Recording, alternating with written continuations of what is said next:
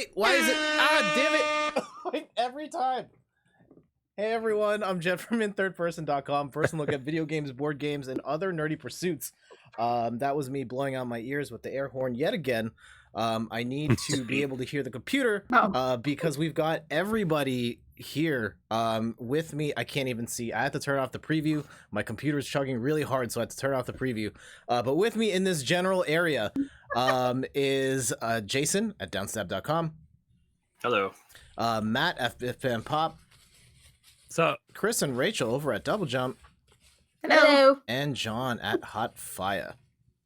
How do you do? I actually wanted to ask you guys, how are you guys doing in light of, like, before we even get into, like, you know, D&D and all that, how you guys feeling with the world today? That's a loaded question. Coronavirus. Oh, and Matt cut out. No, Matt got coronavirus. That's what. Oh, no. He'll come That was back. quick. Oh, Yeah. I didn't know you could just say it and it happens. I didn't know. You have the power, It's John. not What are you us. doing? I know, right? For once, it's not us. Wow. I needed to shave actually yesterday. I was gonna so- say you look good. Yeah, You got a nice complexion. The Thank head you. looks nice and cut. Yeah, I like it. I needed to do that because we needed to get fitted for masks at work because we Oh, work man. at a medical clinic, so I had to get on there. I know. Mhm. Bye Now, bye, is that a beard. bald face shave or is that a stubble? It's stubble because I actually tossed my razor, so I only have like a clipper. So I went with a guard of 1, but I think I'll have to go with no guard and just cut it all. Mm. So I know. Oh, Matt's I back. have no idea what happened. You have to go into quarantine now for 2 weeks. Yes. Yeah, how are things in everybody else's neck of the woods? I swear we'll get to D&D in a second, but I think this is important. Well, Let's with all my be work, friends. we're having a hard time trying to keep like hand sanitizer around. We have to make sure that the customers don't steal it. Oh, jeez. Wow. I work Oh, with really? money, Wow. so Yeah. we have a lot of people You coming can't and buy it going. here. Mhm. Yeah, it's been like sold out, and And toilet paper. Yeah, Yeah, for some which- reason. It's weird. yeah, I was reading. I read an article about that. They had experts weigh in on why the toilet paper shortages are happening because toilet paper isn't directly tied to the virus itself, and it's just this like weird like human mechanism of like wanting to stay in control and being comfortable. And just like in these types of situations, you want to be able to rely on the fact that you can still handle your business in that particular way. So, and it's weird because it's like there are alternatives. You can buy Kleenex, you can buy paper towels, and people, nope, it's got to be the toilet paper. I need that double ply. That 2-ply. Oh man. But yeah, for everybody out there, please be safe, wash your hands, follow all precautions, try and avoid congregating in large groups. And Yeah, that's crazy about the sports teams too that are now going to be playing for like empty arenas and stuff. Yeah, That's I heard that. It's going to be so interesting. cool to Yeah. watch. Very I quiet. mean, the Leafs, it won't look any different in Toronto, but I mean, you know, Did you see there was a guy on Twitter about playing in front of an empty arena, and he goes, "Well, I played 3 years in Florida, so I know what that feels like." That's Oh. bad. I heard a female Yeah, comedian. poor Florida. I heard a female comedian on the radio today, and she was saying, my friends always say she used to be a cheerleader for an NFL team for the Raiders. And she goes, oh, my friends always say, how did you go from cheerleading to be a comedian? She goes, well, I was a cheerleader for the Raiders. She goes, that's, you know, should say it It's a all. comedy. But yeah, for everybody out there, all of you guys, please be safe. Praying for you all. Take all the necessary precautions to make sure that we all stay healthy and take this out together. Definitely. Wash your hands. Yeah, please wash your hands. Oh my goodness. That's really all you gotta do. Wash your hands and don't lick railings. Let's get real. Oh And man. if you can, wash other people's hands. No, No, do not weird. wash other No. people's hands. That's not part avoid of the rules. contact. Oh, I see. Okay. I will not do that. So the real reason we're here is that we are setting up for our first D&D campaign together. Woo! What? Yeah, Crazy. I feel like it's been talked about for so long. Yeah. Yeah, I know. We've It's been finally happening. Also in the chat, Randy says, "Why is Matt a couple of glowing eyes in the dark?" I don't. Whoa. Oh, okay. That was a compliment. That was when you like went into quarantine. It's fine. That Oh, was yeah, my yeah, ultra yeah. form. I'm back to normal. Yeah. Yeah, he had the COVID 3034. It's quarantined for like 45 You guys will seconds. find out about that in 100 years. Don't worry Yeah, about it. okay. Yeah. All right. So, I have no idea how to play D&D. John, you've never done this either. Nope. And I think the rest of the group has. I know Kris and Rachel are Yes. experts. Jason's ready to DM away, and Matt, you have experience as well. Mhm. All right, so with that, I'm gonna hand it over to Jason, and he will lead the way. Yes. I'm so nervous. Don't be Okay, nervous. so It's just all riding on you. I know, right? I haven't taught anyone how to play D&D just by itself for ages. Dungeons and Dragons. We are specifically going to be playing the 5th edition, which is this rule book. Okay. So that's good. If you haven't played or heard of D&D, it's probably kind of strange, but it's very focused on your imagination and your kind of input. So whatever you think you want to do, you can likely do that. So a lot of the fun from the game will come from the group that we play together. So that's going to be all of us. And then playing off of each other and just having a good time. I mean, at the end of the day, it's a game. So let's have fun with the game and go from there. I would say the biggest thing I want to get into right before we start jumping into kind of the details is if you have played any like video games that have D&D as rule sets, it'll kind of make sense. So if you've played anything like Baldur's Gate, something like Dragon Age Inquisition, those games, they run a similar style. If you have specifically played like the Baldur's Gate games on the PC or the re-releases on Switch and PS4, those literally run Advanced Dungeons and Dragons tech in the background. That's the 2nd edition Advanced D&D. So it's similar with like the way things will hit or miss, like your skills, classes, things like that. So if you've played those, you kind of have a way, you have a head start. What I wanted to do is I sent you guys a link earlier that had a lot of information to start, like with how just basics for like starting your character and like D&D introductions. And I hope everyone maybe printed off, or if you have it with you, a character sheet, one of these guys. That was in there, right? It was in there. Yeah. So you can print it off if you want to. But today I wanted to explain kind of the rules for D&D, like what to expect with playing, and then hopefully we can start creating characters. The character sheet itself is a nice little reference for what to do and like things that you can actually get, the things that you can do in the game if you're not sure what we should be doing. So before we jump into that too, are there any specific questions right now that we wanted to discuss? Anything you can think of? If it's no, it's okay. Okay. I would say the first thing you wanted to think about then is what do you want to do with your character in D&D? So your character is who you'll represent in the world. And then there are specific classes and races that you can be.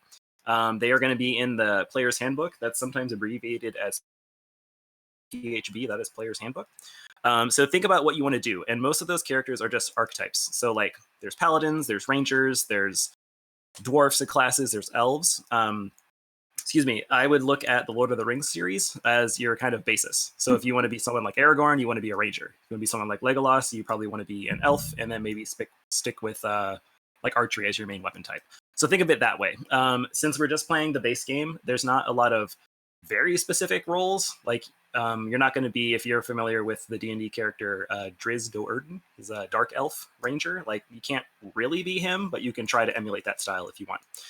If you're not sure what you want to do, I would think about two things. Do you want to hit things with sticks or swords, or do you want to cast spells, or do you want to do both? Depending on those, yes, all the above. Depending on those specific requirements, there are classes that you can be, but that's going to be up to you. So let's take a look at. Sorry, Mr. Blue Sky on the chat says Jet's character is going to be a bard who plays air horn. Yes. Oh my goodness, yes. You should be. I mean, if you want to do that, totally fine. For reference, a bard was the very first character I ever made back in 2001, and it was great. Okay. Yeah, let's jump into some of the outline here. So if you're not sure what all of your dice are, if you have your dice in your hand, for these guys, woo, if you have dice, if you're using virtual dice, that's fine too. Just be aware that when we're reading the book and lots of references, excellent. I can't always see you guys, by the way, because I'm looking at other stuff too. But if anything refers to the letter D and then the number, that's the dice. That's that die with that many sides. So if something is a D20, it means it's this. If it's a D6, it means it's this one. Just FYI. So those numbers are going to get thrown around quite a lot. And let's see. So the way you'll actually be playing the game is by listening and responding to what me as the Dungeon Master or DM, sometimes called Game Master or GM, it's the same, kind of presents to you. So I might give a scenario or something like, let's say you're in a room and there's a box full of snakes in the middle of the room and the box just breaks, there's snakes everywhere. What do you want to do? So typically what we'll do there is we'll kind of, if no one's saying anything, we'll go around the room. But if someone like, say, Jet is like, I want to step on a snake, then we'll try to do something like that. So we might try to roll for it. And when we say we roll for it, we're just seeing your success or your failure, like, happen. Uh-oh. Uh-oh. Throw it at John. Oh, yep. Sorry, the internet cut out there. Uh-oh. I hear you, Jet. I hear you. Okay. There it is. Yeah, you like cut out really bad there. Oh, okay. Are we good? I'll keep going. Yeah, keep going. Okay. So like if you wanted to do something like say Jet wants to pick up a snake and throw it at John. Don't know why you want to do that, but maybe you'd want to. I do. What did I do to you? You didn't like snakes. So you might do something like looking at your skills and see like I have a proficiency or a skill bonus in animal handling, something like that. And so me as a DM might say, hey, Jet, why don't you roll a check based on that skill? And we'll see how much you succeed. And then based on that, we will give live feedback. Say you roll like a, I don't know, 10 or something like that. Like maybe it's somewhat successful. So then I will come back to you and say, oh, Jet, you pick up the snake. It looks like it has a really sick rattle on the back and you're kind of dazed at the rattle. And so while you do that, it kind of bites you really quick on the finger and you're like, ah, and you throw it really quickly in John's direction. It lands at John's feet. And so that's kind of how we advance the story. And then we'll go from there. Any questions so far? That kind of makes sense how it's all going? Yep. Yeah, for sure. Roll the dice, Excellent. do the thing. Roll the dice, do things. Last thing too, for this special campaign, we actually aren't in the same room, obviously, so I don't have a physical map for you guys to be walking around on for your characters. So what we're going to do is kind of a like theater of the mind is kind of the term that you'd use here. So you're gonna have to use your imagination with where you are in the settings that you have, but I'll describe them to you. But for the most part, if you can always ask, is this here? Can I do that? Like I want to do these things. That's totally fine. Cool. Okay, let's jump into the character sheet as well. So if you have the first page of the character sheet, that's this one. Have this up and ready for you. Is there multiple pages? There could be. So typically the back will be this one. It starts with your character appearance, allies, organizations, things like that. And there's also another page that is this one. This is all spells. You theoretically don't need this page right now. We'll go over it later. If you're going to be a spellcaster, you'll definitely use this page. I printed 3 copies of the first page. I feel like a dork. That's okay. Where is that page? What if your guy has multiple personalities, Jet? That'd be good. Exactly. John, Yeah, I don't cool. know if that page was specifically in the player's handbook that I sent, but it should be in that link. If you can't find it, I would just Google D&D 5th edition Okay, gotcha. Yeah, no PDF. problem. Yeah. Okay. Sorry, go ahead. Oh, I was just gonna say I have it here. I can just put it in the chat and you can grab it. There you go. Okay, so at the very top, character name, it's going to be your character's name, class and level. I was saying before we started, we might not be level 1. We might start a little bit higher, but for the sake of this, we'll start at level 1. Okay. Your background is going to be something we determine, hopefully today. Same with race, alignment, and your experience points, we'll just say start at 0. Your player name, that's going to be your name. So like Matt, that'll be, Matt. Okay, if you go on the side, you're going to see 6 traits here. So we have strength, dexterity, constitution, intelligence, wisdom, charisma. Again, if you're not sure what they are, reference the player's handbook. The player's handbook is going to be your sort of, safety net for everything. Everything is kind of outlined in there. And the way that player's handbook is structured, it's going to start from describing what races and classes there are and then building your character. So it kind of runs in a sequence. But if you're not sure, I look in the back, there's an index. You can look up any keyword and it'll tell you what page to go to. Just FYI. All right, so strength and dexterity. So these are your 2 sort of physical traits. To describe what they will do, strength is kind of your general power levels that you can use. So if you have a higher strength, you can typically lift more things. You can swing better with like axes. In terms of combat, we'll get to later, you can likely deal more damage with blunt and sharp weapons. Dexterity is a bit more on the nimble side. So this is a trait that will determine how well you move. If there's a trap on the ground and you fall into it, it's how well can you escape. In combat sides, it's typically weapons that require distance. So like a bow and arrow, or something that's called finesse. So if a weapon, I think a rapier has a finesse trait to it, which means like you are a bit more classy and you're not just swinging away like someone, I don't know, like Jon Snow would. Maybe Yeah, he okay, yeah, knows there you go. nothing. Like Jon Snow would be like someone that would just use strength, whereas Arya Stark would probably finesse with like her other one. Hmm. So she's a bit more Neato. skilled with her pokes. Yeah, exactly. Constitution. This one is mainly attributed to your health. So your HP is attributed to Constitution. HP is health points.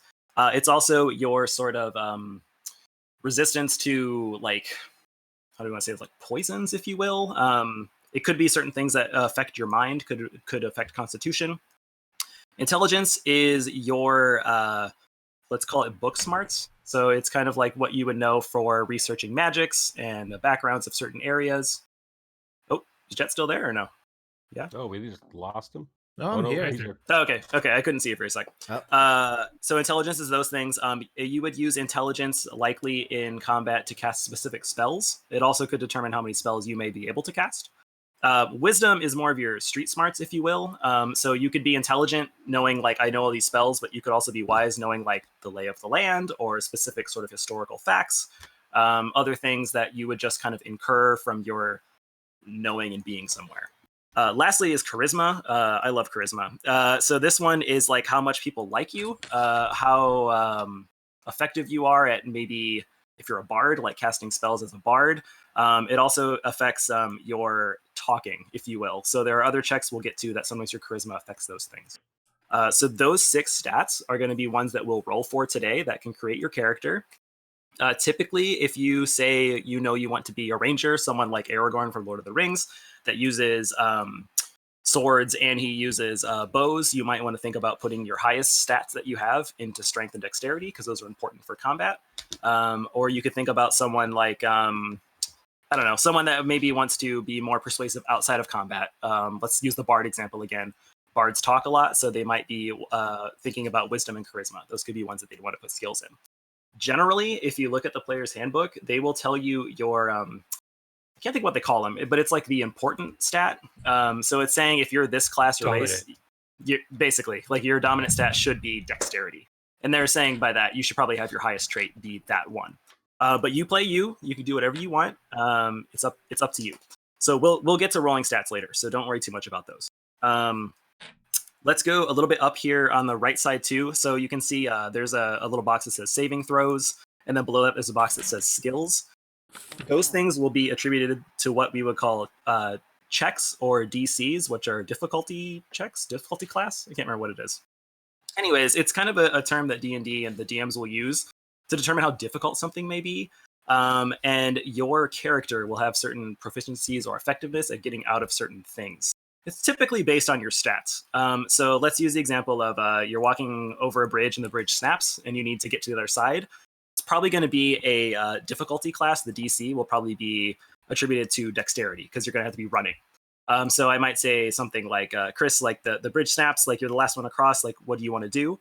And then you might say like, I want to run. And so I'd say, okay, make a dexterity saving throw. And so that means you're trying to basically beat that scenario. So in that case, it might be the bridge collapsing. But if she might say something like, the bridge is collapsing, I just want to fall down. Like I'm going to fall to the bottom of this pit. So then me as the DM might say, okay, totally fine. Like it's not going to be dexterity anymore. It now might be a strength saving throw. Like how much is it going to hurt when you land? Things like that.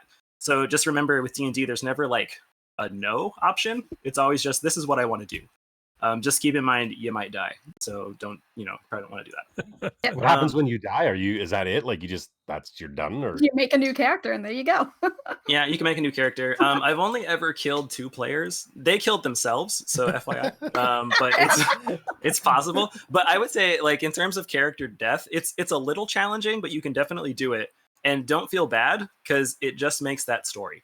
So like if your character dies, that was their story, and that's how it ended. And I hope you remember it and you have a good time.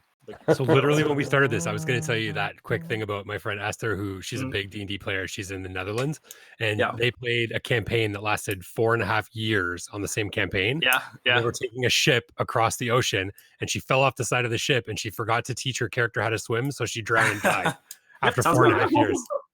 My uncle has been playing since I think the 2nd year the game came out, and he and his buddies still have the same characters. Wow. It's ridiculous. Okay, we'll keep going. Below that saving throw things, there's more specific traits there. So you can see it's called skills. One of them says acrobats, deception, insight. Next to it is a little parenthesis with some words like wisdom, strength, charisma. Those are saying which specific skills tie to that trait. So if you wanted to be someone who like deceives, like deception and like lies a lot, and you want to do better with lying checks, you might want to put more points into charisma, as it says there, because you'll more likely be able to get away with that. Cool. Any questions? Anything else for right now? Okay. Ask away when you got them. No, it's definitely Poke me. no questions for me. I'll throw this out to the chat as well. Anybody in the chat, if you guys have any questions on anything Jason said so far, feel free to throw those in, and we'll try and get those in there as well.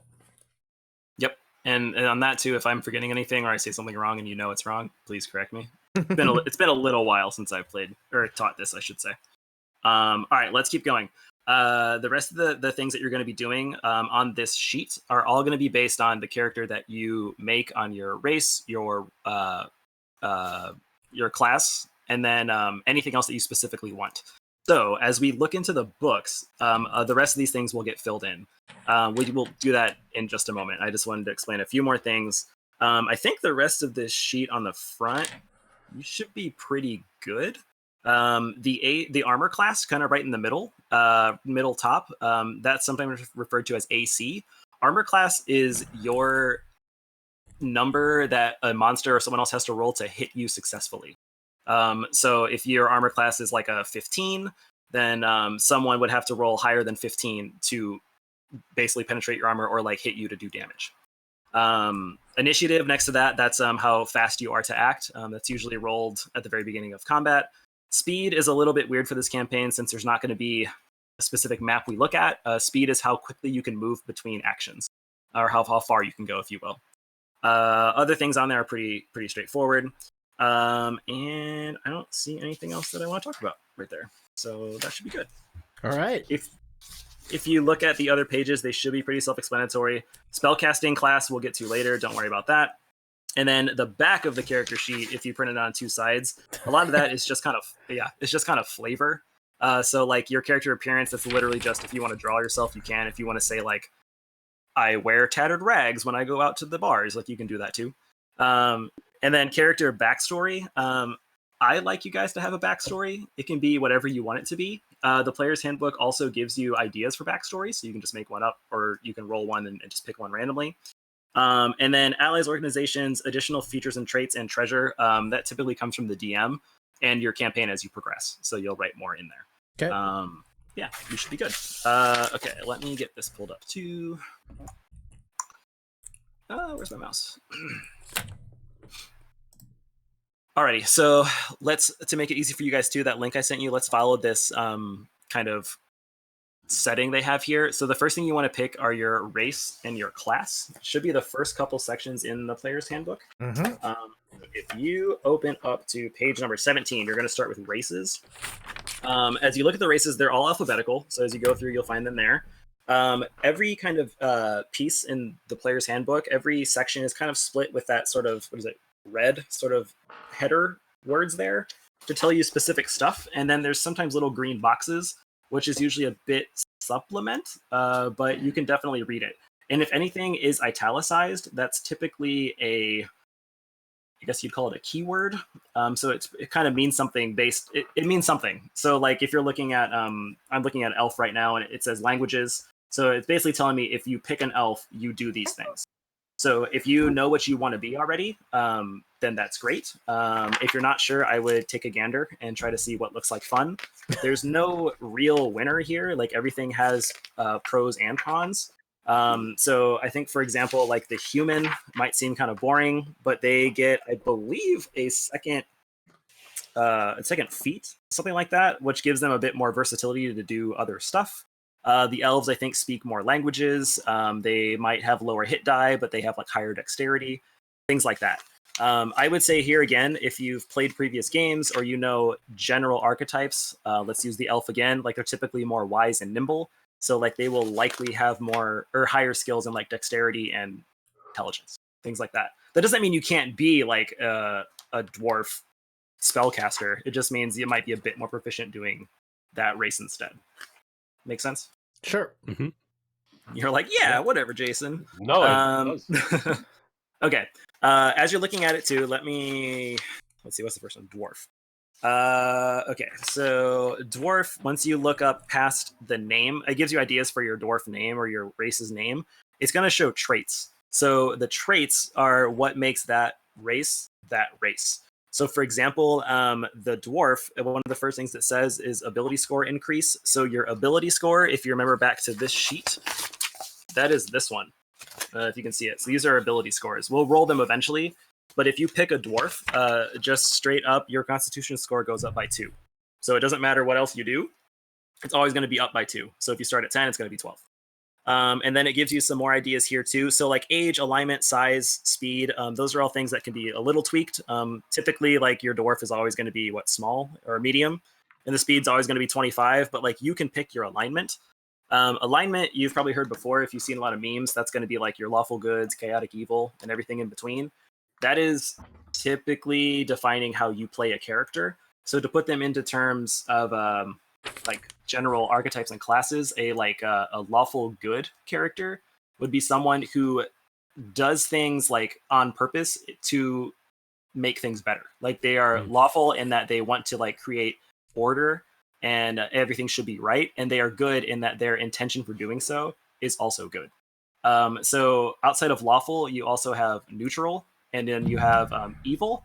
So neutral means kind of in the middle. Like you might know like that this is the right thing not to kill this random prisoner, but you might still see like, but he did murder like children. Like maybe that's a bad thing. So you might be kind of in the middle if you're torn. And then if you're like someone that's evil, you might just think like I'm just going to kill him, like because I want him to die, something like that. Mm-hmm. Your other ones going the other direction are, besides lawful, neutral, and evil, there is good, neutral, and chaotic. So good is, again, you know it's good, so you do it because it is good. You follow the right path. Neutral is you're kind of in the middle, like you can do whichever. And then chaotic is you like things to be out of order and you prefer chaos. If you really wanted to look at the two extremes, the lawful good character is like the perfect paladin, and then the chaotic evil character is like a demon. So like they do everything terrible. If you've played Fable, that series, that's a great representation of this kind of archetype. Has anybody played Fable, by the way? Yeah, I love it. It's a great game. Fable 2, at least. I'm so unprepared for this. No, you're good, dude. Okay, so that's a random quick aside about those alignments. You that's not really like, you're not going to be tied into that. So if you like put on your alignment that you want to be, I don't know, chaotic evil for some reason, that would be really weird. You're not tied to that. It's just kind of telling me as a DM what I am expecting you to do as that sort of character. But you do you whatever you want. Okay, as we keep looking at, I'm still looking at dwarf.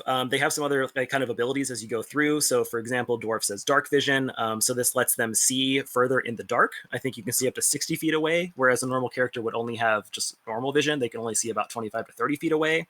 There's also like this resilience, combat training, extra languages, so on and so forth. Those are all just bonuses for you. So if you look at something else, like let's randomly flip to this Dragonborn, which means you're half human, half dragon, essentially. You also can breathe a sort of special breath. So you can do like acid breath, fire breath, ice breath, whatever you want. Like you get to pick, and that's just what you get for being a Dragonborn. It's one of your special abilities that you can do. So if you aren't sure what you want to be, I would take a look and see. Does everyone have the player's handbook? It's all by y'all. You all have one? I have it on my other screen. Gotcha.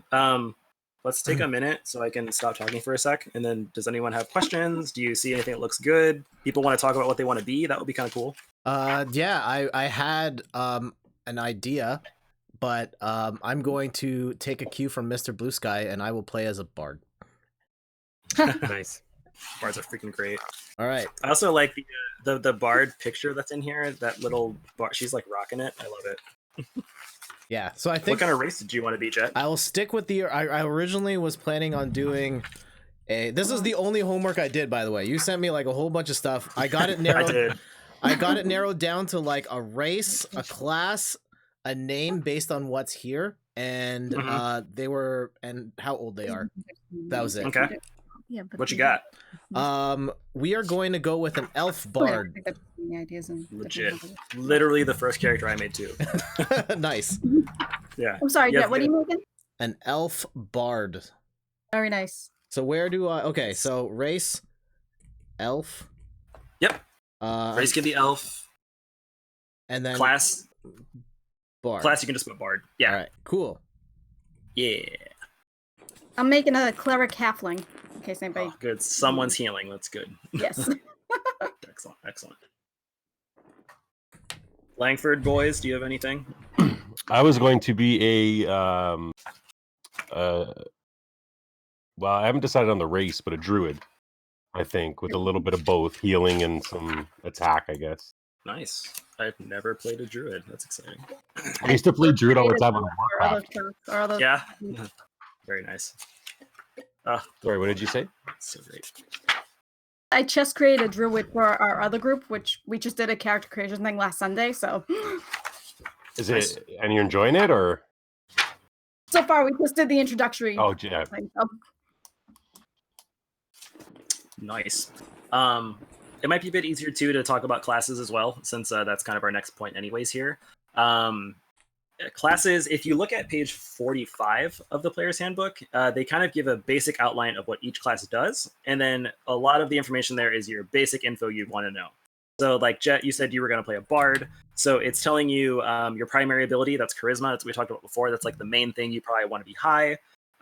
The saving throw proficiencies, those things mean you're a bit more skilled in those categories. So if we keep picking on Jet, dexterity and charisma means your dexterity and charisma saves will be higher, so you can more likely succeed.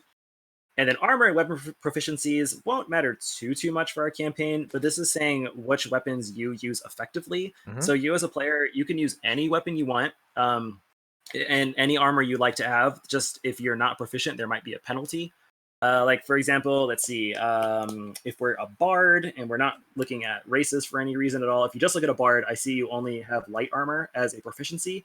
So what that means is you can wear light armor with no penalty, no problem. But if you were to wear something heavier, like let's say plate mail, which is really heavy, you would take penalties to things like dexterity. I think there's also penalties to any of your skills that require dexterity. Oh, wow. And then as the DM, I might know you're wearing plate armor and you can't really use it, and you fall into some water, you're gonna sink. So like you're gonna have to like swim better, like something like that. So it could play into the campaign too. Okay. So just keep that in mind. But you're never limited. Like you can't not do something. If you want to do it, you can do it. Totally fine. Okay. So what do you need me to do right now? I filled in bard and elf on my sheet. what is next? So yeah, so you've got a couple options here too. I personally like to do it on my own, but I want to see here. Let's go, if you have the Player's Handbook, look at page 12 and 13, but we can roll for our character's stats. Okay. So the stats, again, are those ability scores, strength, dexterity, and so on. To roll for them, you are going to want to use your D6. So that's the regular 6-sided die that you would do. And you want to roll, would be nice. Yeah, let's just be nice. Let's roll 5 of that 5 times. So you're going to roll the D6 5 times.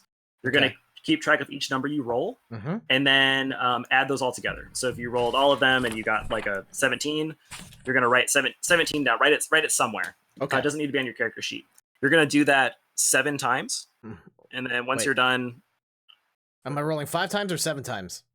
So you're going to roll... Sorry, I was confusing. You're going to roll the D6 5 times, and then add up that number, and then do that 7 times. Oh, wow. Wait. Got it. So roll the D6 once, twice, 3, 4, 5. Add those numbers, and then do all of that 7 total times. I will roll. Okay. First roll. Oh, and this is why I need a dice tray. Immediately on the floor, and now I don't know where it is. You know what? Let's just assume it's a 6 for all of them. Yeah, let's not do that. I'm being nice to you already, so let's not worry about that. 7 sets of dice each. Yeah, no, that's why. Yeah, you need a boatload of dice. So are we all doing that then? Yeah, if you haven't made your character yet and you haven't done your ability scores, I swear to God, it was actually a 6. All do that. That's okay. 6s happen. I mean, you're gonna roll it a whole bunch of times, so it's the D6. Yeah, the D6. Yeah, That's the the regular die you see on like everything else. Next. Yeah. 6, 5, You rolled 4. 3. I just assume you're not lying. 2. Jason. Yeah. Usually, for stats, you roll it 4d6 and then drop the lowest number. Yeah, I'm being. Are you doing it a different way to give us a little boost? Or... Oh yeah, I should have said that too. Sorry, you roll it 5 times or 5 times and drop the lowest number and then add them together. My bad. Yeah. Okay. Oh, sorry. And then we're also gonna drop your overall lowest score too. Damn it. So every 5 rolls, you drop your lowest number and add it, Yes, please. and do that 7 times. So I Yup. got Right. 6. Right. 6. Wait. Okay, cool. Got it. I'm gonna get a 56. Do you want to borrow one of mine? Or 6, you 5, get 2, it. 5, 2. Oh, So I drop a I 2. love these dice. I'll do that. 11. 16, 18. Maybe I'll just. Okay, Dang, boy. so for this first set of 5, I got an 18. What do I do with that? Keep it aside and then do that 6 more times. 6 more times. Jesus. Okay. We're gonna essentially get all of your ability scores, and then we are going to assign them to where you want them to go. Okay, so what did I just roll for then? What was this You- first set? So you are gonna be using all those scores you have to assign them however you want in your strength, dexterity, constitution, intelligence, wisdom, Ah. charisma. Okay. Put them wherever you want to go. And then the Basically, 7th like if a one you video have. game gave you a set allotment of scores of points to put into certain categories, Mm. that's what you're doing for yourself right now. Okay. Yep. And then after you roll all 7, you can also drop your lowest one there Okay. because I'm gonna be a Thanks, generous Robin. DM. Hold on. Randy asks, is dog a choice for class or race? I would like to be a farm dog. Chaotic, good farm dog. I mean, Yeah, you could be a druid, I guess, and you could transform into a dog. Fine. I think. Dog is in the game. I think dog is actually even in this player's handbook. It's like a minor NPC character. Right. But So, who is being a druid? John? He might be able to Yes, Johnny. transform into a dog. Yeah, you could become a dog. I'm alright with that. Well, of course, yeah. That was part of my plan. I was going to win you guys over, and with all the petting and the licking and the food Perfect, eating, okay. and then Makes there sense. we go. Yep. Makes sense. You could be a cat if you wanted to. Well, when you We get have sick of the limited dog- inventory, and I'm not carrying dog food with me. Right, So, exactly. 5, 10.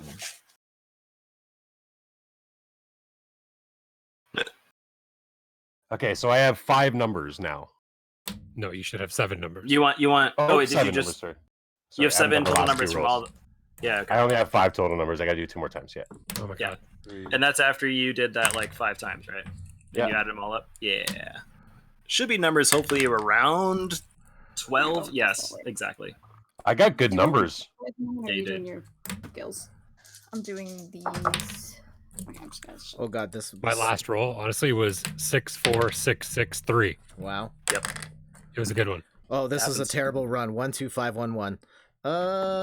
This stat's gonna be bad. Okay. 5, 6, I 7, like 2, those 6. scores. Low scores make it fun. It makes it more challenging. No, I want to win. Sure you do. That doesn't mean you're I like his rolling attitude well, already. though. Jet, you're part of the group. All right. We're already Okay, I playing. have We're already 7 winning. Oh god. 6, right? He said 7, I think. I think we're Do dropping the 7. lowest Do one. 7. Oh, I'm gonna count that as a roll. The best is Jason's going to make you guys roll to see if you can actually add them to your character sheet, and none of you guys are going to pass. Exactly. That one Exactly. wasn't very good. I got good numbers, man. It's good to hear. Did you? Yes. Anything above like 18 is pretty solid. Oh, okay. No, I don't have any of those. I got a 16, a 15, and an 11 kicking around in there, so we'll see how that goes. Excellent. I Excellent. got I love it. 12, 16, 19, 17, 16, 17, 16. Oh, you're going to die. That kind of blows. No, I'm kidding. No, it's okay. Honestly, Hey, John, you might actually be as useful as that dog you want to be. Yeah, there you go. Honestly, it's not bad. Like you're You usually dropped pretty that one. average. I thought you were rolling all 5. All right, you got them all. Everyone, Jet, No, Set, want to go? 4, 6. Wait, Jason, I might be dumb. It's okay. Well, You're not With done. rolling the skills, we're rolling 5d6s, dropping the lowest one, and then adding the top 4, right? Yes. So, yeah, you're rolling the D6 7 times, and every time you're dropping the low number. Not quite. Look at Matt's so we screen. did- Matt did it right. Yeah. So Right, you're rolling okay. the D6 5 times, dropping the lowest one. Okay. Yeah. All right, cool. Yep. Okay. We good. We're almost ready to keep going. I'm gonna blame you for that. Ooh, this is a really good one. That's a 22. Yeah. Jet, you got to put all your points into the air horn. Can I have the air horn gun? Jet, are you done? Everyone's done? I've got one more set to go. Sorry. Okay. It's all good. I got this, Jet or Jay. Yeah. Oh, perfect. So that whenever Oh, you God. have crits, you can roll that. Yeah, I've got the air horn here. The stream can hear it. Just you guys can't. That's a big fail. I haven't figured out that tech yet. I think I actually have to buy like a mixer to reroute everything so you guys can hear what. It's a Just whole thing. buy a real air horn. Yeah, I was gonna say, just commit to the air horn, Jet. Yeah, but then I can't get the maximum sound quality because then I have to mic it properly and Not if you get a good one. Sounds like you got some work to do. That's what you're telling me. 3. Okay. We dropped the 1. Carry the 5. 1, 2, 3, 4, Use 5. your 6. main All right, finger. I got my 7. You look overpowered, but All right, so everyone look at your 7. Whatever your highest score is, you're gonna get rid of that score. No. Oh my God! Dang it. Get rid of John's your high really score. John is just pooched. That's our first twist of the campaign. Get rid of the highest one. So then the other 6 you have are going to be into your ability scores wherever you want them to go. So if you again think that dexterity is important to you, you probably want to have dexterity be the highest. In general, 10 is average. So if you think that you have like something that's not average, I was being pretty generous, so your scores might not even be anywhere below 10 or even near 10. But that's I don't have anything below 10. No. perfect. All right, this should be a fun campaign. So we're gonna do it that way. So in the box where you want it to go, let's say you want to do strength. If I can point here, you're gonna put that big number right here. So if you say you want your strength to be an 18 and you have 18, drop it in there. Okay. So do that for all 6. Okay. According to this guide, let's see. Charisma important for Bard. I Bard, probably want definitely to put my important. big points into Bard. Although I don't get any sort of bonus as a regular elf. Possibly Okay. not. No. If you're not sure where you want to put something, look at that skill set on the right side. That gives you kind of direction for what skills relate to what out of combat things. Yeah. So if you really want to love animals, like maybe Matt or John does, being a druid, you might want to do animal handling. So you might want to have a high wisdom. can I see the thing first? Yes, of course. And also, just remember that sometimes your classes and races also give you an ability score increase Yep. to add on to those numbers. It's true. We're creating characters now, so you can always go back and change it. If you're like, you know what, I'm gonna put this one over here instead, erase it and put it there. That's fine. I have a pen. Yeah, we can't tell. Oh yeah, don't write in pen. Oh God. Now you tell me. I mean, you can if you're like really certain. That's what it's gonna be. Okay. Well, I might have to rewrite this whole thing later. A good thing I have multiple copies. You printed out 3 sheets. You're good, man. I already. Okay. We're gonna throw All right. my 22 here. Let's dang 22. This is funny. I shouldn't have done that. Okay, so as you're writing those scores out, you'll notice underneath that box there's a smaller box. So this is your big box. And below it there's a smaller one. Yep. The smaller one is going to be your ability score modifier. And so these are things that you may be adding to rolls that correspond to that skill. So there's a system that it goes for. So if your ability score is between 10 and 11, that modifier is going to be 0. And then every 2 subsequently, it goes up by 1. So 10 and 11 is 0, 12 and 13 is +1, 14, 15 is +2, so on and so forth. Does that make sense? Sorry, you're gonna have to say that one more time. Yeah. Say that again. Yeah. So ability score goes in the big box, and then below it is going to be the ability score modifier. The modifier is corresponding to that big box score. So if your score in there for strength, let's say, is between 10 and 11, the ability score modifier is going to be 0. If it's 12 and 13, it's going to be +1, 14, 15 +2, so on and so forth. And where do we see that? Is that in the book or is that? It is in the book. It's on page 13. Right. It's going to be ability scores and modifiers. Yeah. Okay, cool. Here, Yep. hold that for. I will hold this for you. Hold on. Also, randomly, what is everyone's lowest score by chance? 9. Nice. Oh, by the way, 9 is -1. Damn it. So okay. Mine's 11. Nice. 12. Mine is 12. Yeah. And Okay. 14. Wow, dang, that's pretty goofy. So my my I want you guys to succeed. so my 22 gets a plus 6. 6. Okay. Yeah. Great. Mm-hmm. And I'm guessing as a bard, strength is not that important, right? Unless you want it to be, but I mean, in terms of classic bard, not really. Yeah. Okay. Okay, hang on. I get no bonuses there, so we're gonna throw the 9 there. -1. As long as I got my air horn, I should be okay. Yeah. Mm-hmm. Mm-hmm. Oh, Chip, Do you need this too? Yes. All right, cool. So we can keep kind of going too. If you're looking at the player's handbook, and you can see on page 12, there's a little, I think it's called ability score summary. I think that's what I'm looking at too. So it kind of shows you what we outlined before, what each stat means. It also shows you what race you pick, and then also which, like, how to determine this, like which type of race you pick may or may not get positives and negatives to those scores. Okay. So if you look at Constitution, you can see Dwarf gets +2. So if you picked Dwarf, and you already know that, then it'll be in the section for Dwarf as well, but you can kind of quickly see I'm going to get +2. Where would I So, write that? like, oh, sorry. it's going to be that score. So like Jet, you picked Elf, right? So you can see over there your Elf gets +2 to Dexterity. Mm-hmm.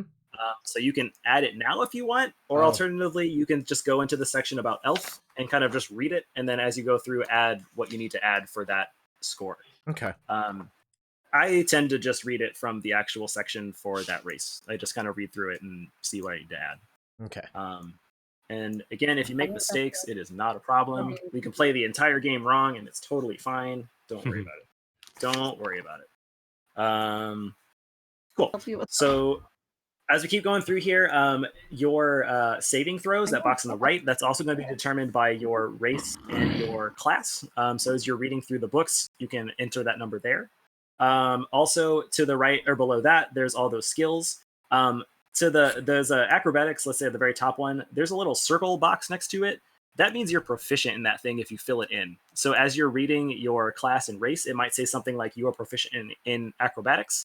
You will mark in that little box. What that's going to mean is that I would add your proficiency bonus to that skill, and then it might increase your chances there.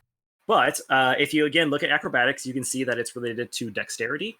So you would add your dexterity ability score modifier. So that's the smaller number. So say your dexterity is, I don't know, 12. So that means your modifier would be +1.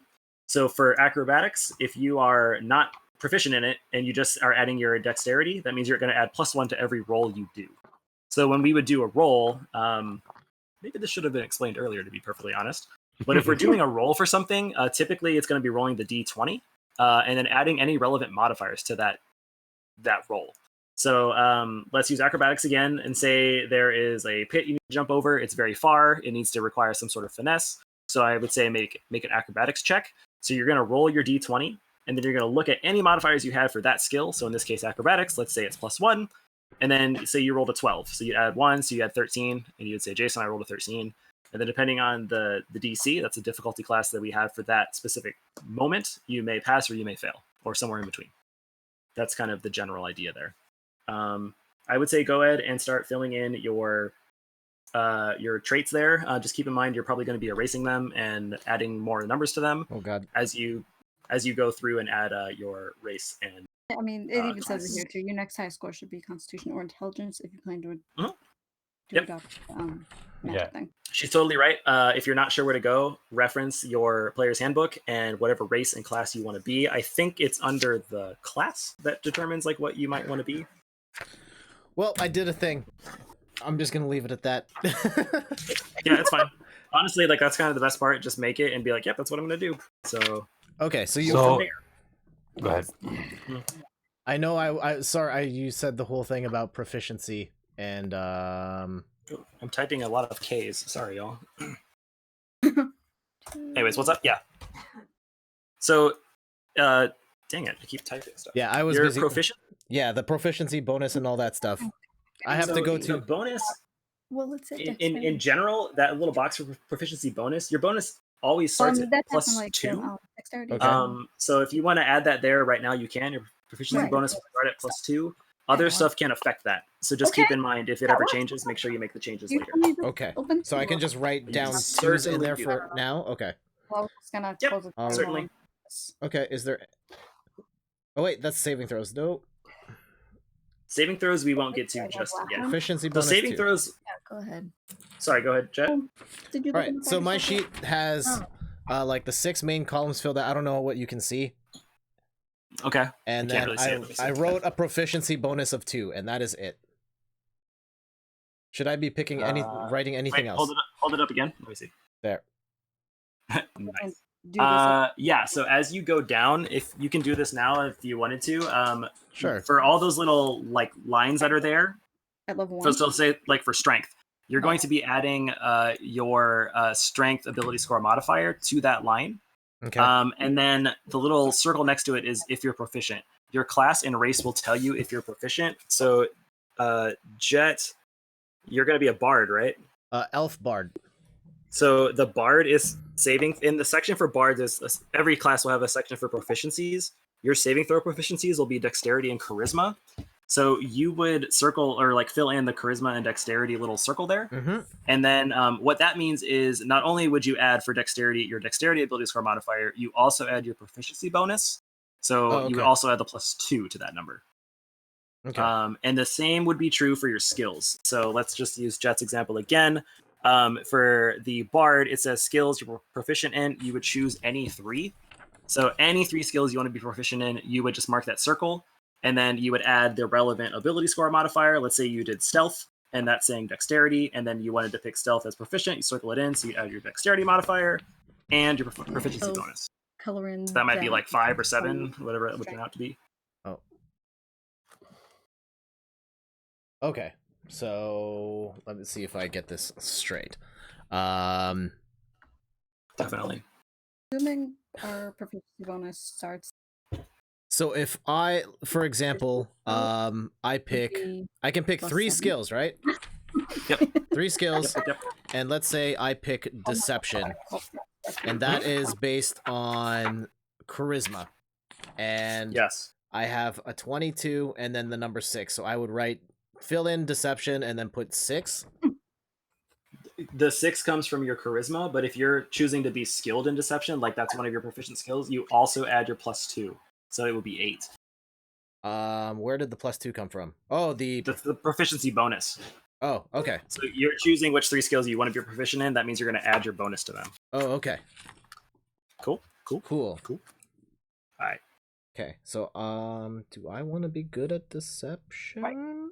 Also, Jet, to use your example again too, since you picked elf as a race, Yep. One of your elf traits is that you have keen senses. You are proficient in perception. So you would also get, in addition to your other 3, you automatically get perception as one of the you're good. Oh, okay, so I can color in perception. Yep. And wisdom. Oh, damn, my wisdom is trash. It's okay. Something is always trash. Don't worry. Okay, so, yeah, I have no modifier, so it's just 0. Oh, wait, no, 2. Wisdom. Plus 2, so it'll be 2. Okay, got it. Wait, what is your wisdom? 11. So then the modifier is 0. And then the proficiency bonus is 2. Yes, exactly. Yes. Okay. Use Okay. strength. Your ability modifier is +5, so you would add +5 to your. Matt, John, any questions so far? Filling in's okay. Sorry, just for the main attributes on the side, like strength, dexterity, and that, it's your roll, whatever it was, plus the modifier, which whatever it is at that point, that's your total number for those. Like your strength, dexterity, constitution, the main ones down the left side. Yeah, those are called your ability scores. Yes. Yeah. Okay, so that's just what we rolled for the strength, dexterity, constitution, plus your ability modifier, right? So the big number that's in there, those are the numbers we had you roll 6s. The ability modifier is the score below it that relates to the number that is. So if it's 10 to 11, it's +0. Right. And then the total of that goes in that column for your total strength, your total dexterity, your total. No. Oh. So that column that says strength and dexterity should only have 2 numbers. And then the big box number will be one of those 6 that you rolled in each one of them. And then below it is a number relevant to the number it is, which is on page 13 of the player's handbook. You will not add those numbers together.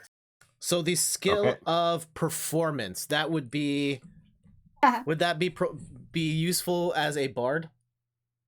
So that's a really great question, actually, Jet. So I would say in that instance, I as the DM would think performance, like I would think you're going to be standing up, you're going to be playing the lute, whatever you want to play. But if you as a player think like I want to use the performance skill to do X action, and like you can justify doing that, that's fine. So like you can't be like, I'm gonna perform my way to jump out of this pit. Like that's probably not gonna happen.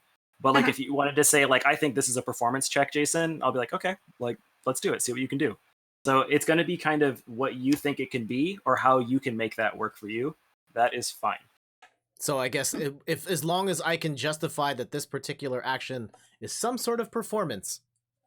Exactly. Okay. That's fine. Do you have a guitar sitting next to you or like a ukulele? I have the I ukulele. love it. Yeah. The uke. Yeah. Right. I literally If just you- looked up and I was like, yeah, he If does. you want to grab that and be like, I'm gonna perform my way in battle, you'd go right ahead. All right. I'll swing my dagger rhythmically to your strumming.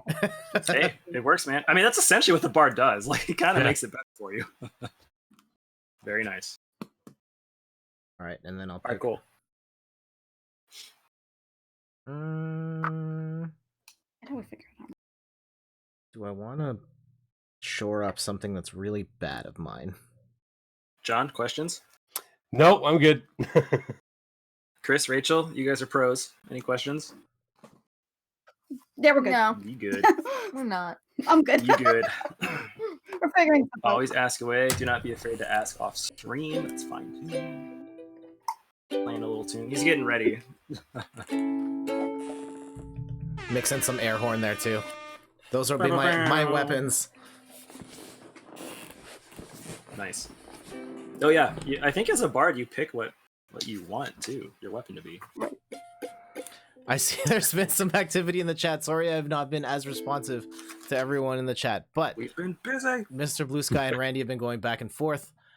Mr. Blue Sky says higher level druids can conjure an army of dogs. Randy says our whole party should be dogs. Mr. Blue Sky says all chaotic good boys. Randy threw in a bunch of dog emojis. Randy also says I'm gonna perform a punch to the face. Yeah, There it is. Exactly. Good, solid move. Solid move. So I like that we already have direction that the group is going to be canine focused. This is great. I am Yeah, remember that sweet dog that we used with the switchblade on Death Road to Canada? That was just wiping up, killing all the Oh enemies. man, that was a good run. It was Doggo, man. Yeah, it was I- Anime Girl I- and Scalpel Yeah, I was Dog. gonna say I looked through this Doggo. character sheet and I didn't see the anime girl, so I can't Anime figure girl it out. and Scalpel Dog. Yeah. All right, Jed, I'm going to focus on you. So you got everything all written down for all your skills and I stuff? think so. Did you pick your 3 skills that you wanted to do Yes, to be proficient in? I picked performance, perception, and athletics. Gotcha. Well, But I think you did have perception to was one pick of your. perception. Yeah, that was Yeah. one of your freebies. Oh, so so, you I can can get do another one more. Oh, sick. Yeah, sick. I know this because I'm also an elf, chat. Oh, okay. Nice. Elves get along. Elves get along. Like my humans get the plus one to all their ability scores and stuff. So All right, so essentially you're just going to pick one more jet and you're pretty much just going to add 2 to that score. Okay. All right, and then I'm going to keep focusing on you. I'm just going to go through the elf setup here. I'm going to assume you have a name, so don't worry about that. And then your ability score for dexterity increases by 2, Jet, and apparently John or Matt as well. If you haven't done that yet, you can do that. Sorry, say that again. Your ability score for dexterity increases by 2 from being an elf. If you haven't made that change yet, make that change now. Ability score. Where? That's the big number for So dexterity. update your left hand column for dexterity. Yes. Yep. Oh, dexterity. Oh, God. Okay. Yep. Which is also going to affect any skills that also have dexterity, because you essentially would increase your modifier for that score by 1 as well. Oh, okay. Man, Hmm. shouldn't have done this in pen. Rookie mistakes. You can transfer it later. Don't Yeah, worry. it's probably what's gonna have to happen. All right. Just looking at elf, you can pick any age you'd like to be for your elf. I mean, it's probably not wise to be a baby, but you can if you really want to. Elves specifically apparently can live up to about 750 years old. So you can be... Yeah, this Whatever is you You wanna would be. be about a teenager. this is the one piece of homework I did. I don't know if you can see my phone. It says 350 years. Nice. Perfect. 5'8". He's like middle-aged. Yeah. No, that's fine. Like, do that the way you want. Okay. Yes. Wait, The alignment section there. Oh, sorry. Keep going. where do I write age? Oh, it's the top right. So there should be. Oh, is it on there? No, No. maybe it's not on there. Is it on the? It's On on the the back. back. It's on the It's back on of the back. Oh, first the, page. the back that I don't have. Great. All The right. back that you don't have. It's okay. You can get it later. Okay. Just make a note. Yeah, I will probably print out a new proper sheet with both sides in. Totally fine. There's a note or message in here about alignment for elves and how you might want to play them. They value and protect others' freedom as well as their own, and are more often good than they are not good. You can be an evil elf if you want. You do you. Your size, I think, is also on the other this sheet that you might not have. I don't even know. Maybe not. But you're medium. So like humans are considered medium size in Dungeons and Dragons. Okay. And then it goes up and down from there. So I think dwarves are like small, so they're like a little bit tinier. And then you can get like huge, gargantuan, and like even bigger, depending on what sort of monsters you're fighting. And just think of it in relevance to like the real world. So if you're like a tiny dwarf, you might be able to get into smaller cracks and crevices. If you're a huge dragon, you're not going to be walking into someone's house. You're going to be destroying the house. So it kind of just makes sense. But for the most part, you will all be likely medium size. Also, again, for the most part, and especially with dwarves, your speed will be 30. 30 speed is very, very common. And speed 30 means 30 feet. So we go by feet in D&D. If we were playing on an actual grid and you could like physically move stuff, usually that grid, which is on the little paper of all the squares, each square is 5 feet. So you think of it that way. So you can move about 30 feet per action. But yeah, your speed is 30. Again, looking at elf traits, if you're not an elf and you want to look at the player's handbook, it's just going down the trait for whatever you're looking at. Elves, you have dark vision. So on your player, or in your sheet in the right side, it's right over here. There's a section for traits. You can write in there dark vision. It might be a nice way for you to remember that. So if you want to write that, you can. And then if you want to write what it means, you can do that too. If you don't want to clog up your player sheet, you don't have to.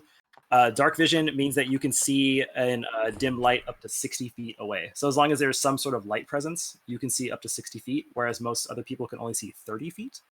So you can see a little bit further. That's what your elf eyes see. And then we also did the keen senses. You should be proficient in perception. Matt, if you haven't done that, make sure you do that too. So I write this also in my features and traits. What? Keen senses.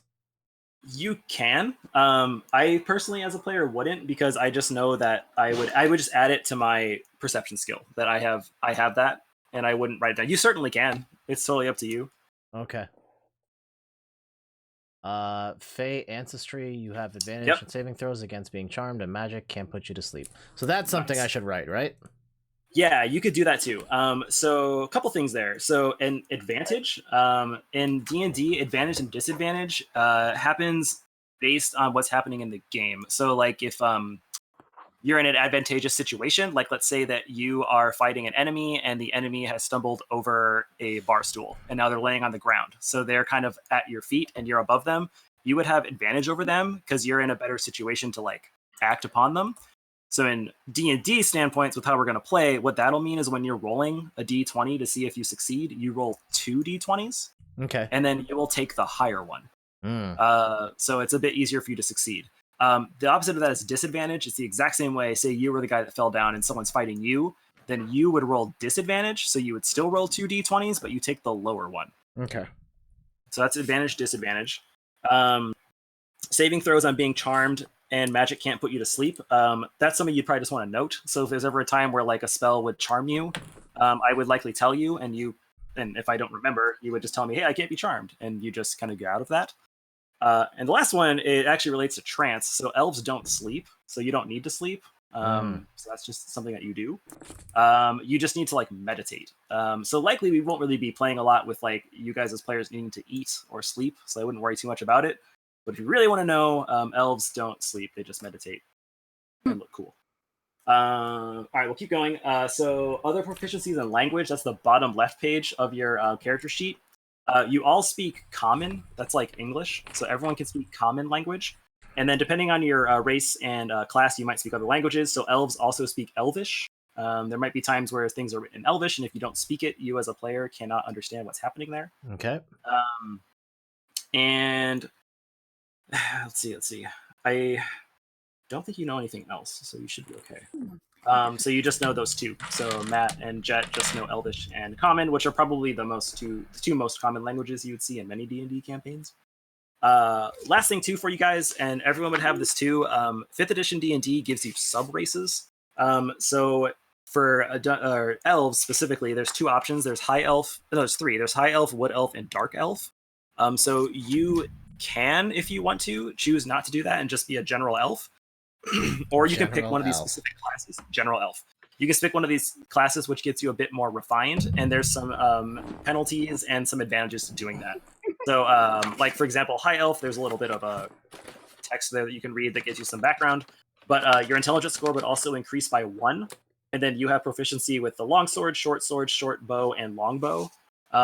So if you wanted to do that and you want that to be part of your character class, pick those things. But that's going to be up to you. And so if you wanted to be wood elf, that's more like, I don't know, woodsy. Dark elf is like from the Underdark. You're a little bit more evil.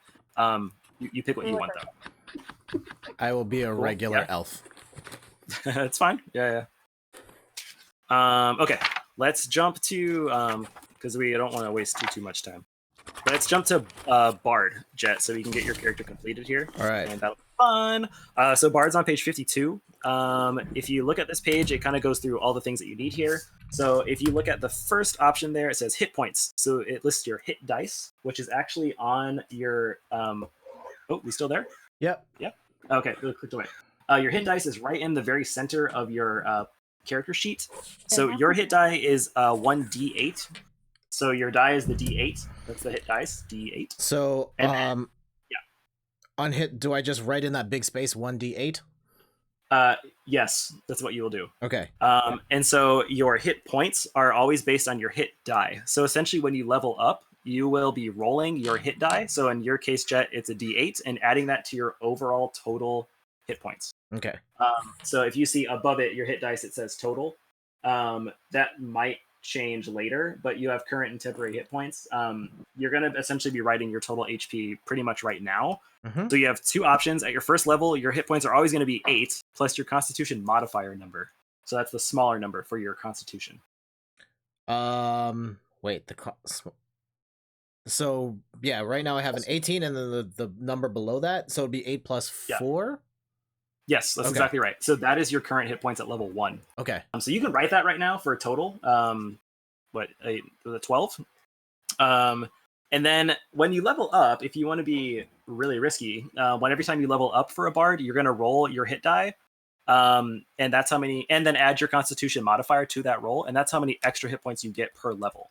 So like you're always going to get at least 4. I think you said your modifier is 4, but you could get an additional 12 or you could get an additional 5. Wow. It just depends.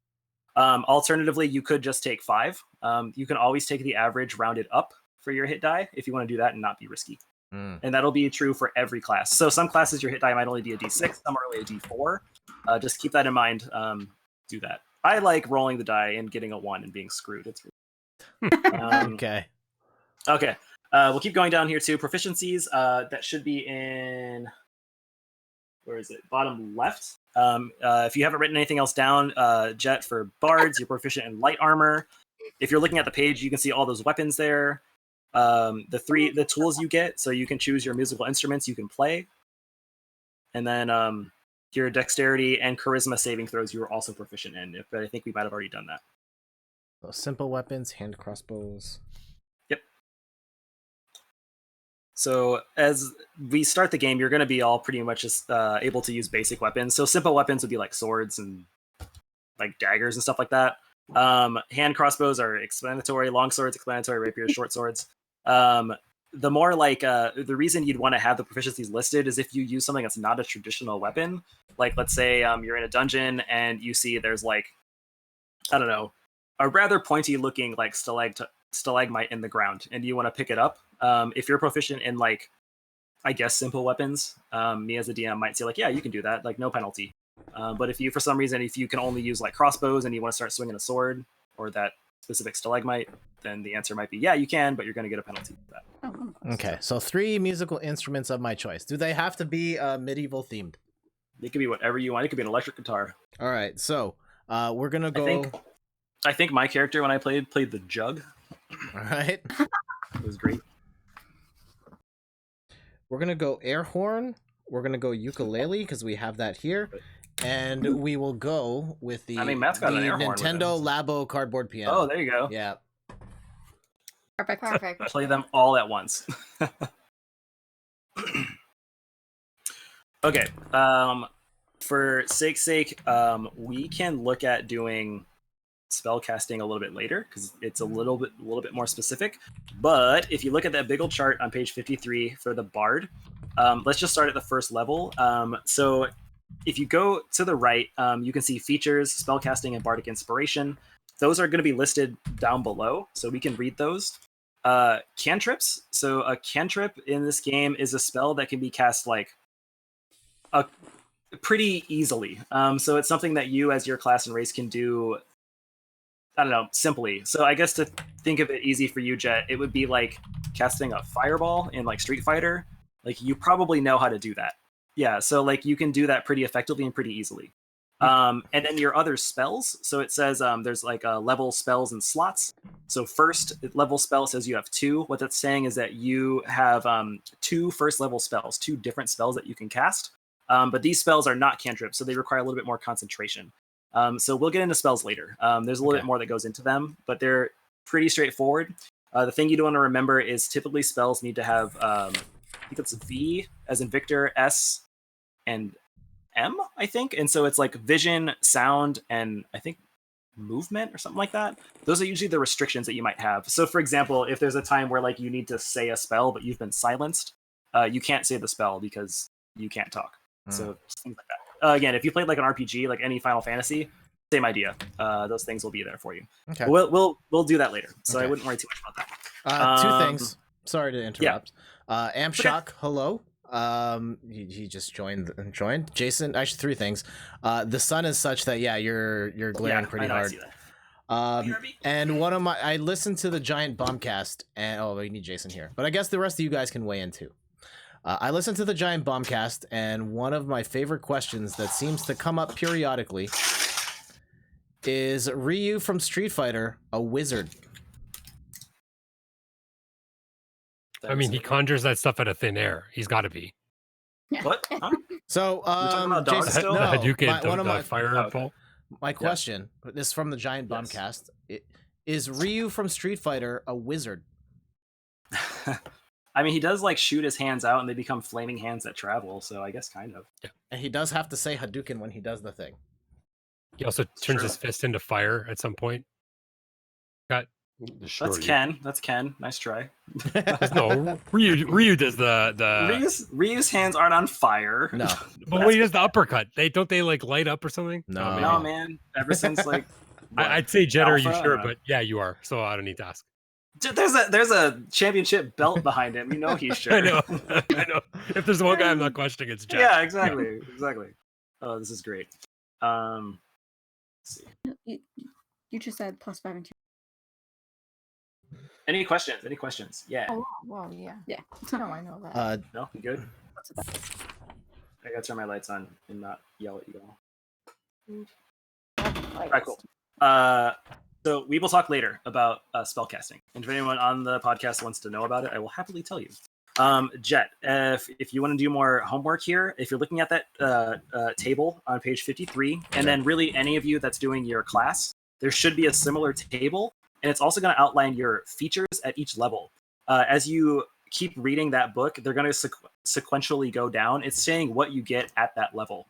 So like, let's say, Jet, let's say you got to level 2, and so it's showing you that features you have Jack of all trades and Song of Rest. If you turn the page there, you should see those things on here. So there's Jack of all trades and Song of Rest. So it's telling you what you get. So just keep reading, add those things to your character. You have those abilities. In this specific edition of D&D, 5th edition, there's not a lot of variety and change there. So like you're gonna kind of get those things as you level up. Other D&Ds, other tabletop games, they will give you a lot more chances where you can do whatever. I like 5th edition for this reason, because it gives you an easy way to play a character. So that's what you get. You get those things. Okay. All right, cool. I feel like that is the most dull, boring part of D&D, and you guys just got through it. So there's not much else to really Yeah, I'm gonna talk have to go about with back and watch that character sheet. again. Yeah, good thing we Yeah, have right, the exactly. stream. I will post this on YouTube afterwards for anyone else that's interested in learning how to Yes. build a character and the basics of how to play. And Yeah, that's character building. I wanted to get a little bit of time at the end to show you like what you might be doing in like a time like this. Do we have a little bit of time?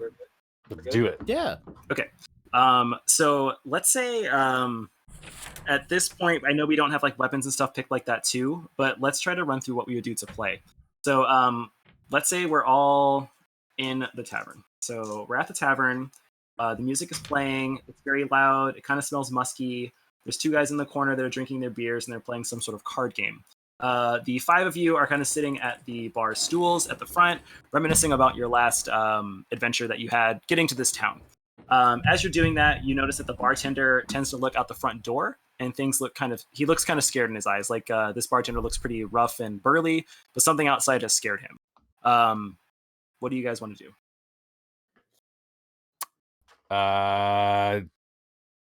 Do we hear anything outside? Like, is there a lot of commotion, or is it sort of still quiet? That's good. John, can you roll me a perception check? So to do that, you're going to roll your d20 and then add whatever your perception modifier score is down there. Okay. So D20. Do our characters already know each other? Or are we all just hanging out together? Yeah, you guys just bagged the biggest dragon, and you're feeling on top of the world. Like a group. We're all good. You're a group. Yeah. Yeah, you're the dogs of Boss Rush. did we just? So it's my roll plus what? Your roll on that d20 plus whatever that ability modifier is where you wrote for perception. Where is that? Should be kind of in the left middle-ish. Where your skills are? Skills. Yeah. Yeah. And the skills are alphabetical. Right. You don't So have anything there, do you? I don't have anything written there. Oh, it's got to be whatever your wisdom modifier is. So that's a smaller number for wisdom. 17 plus 3. So you got 20? Yeah. Okay.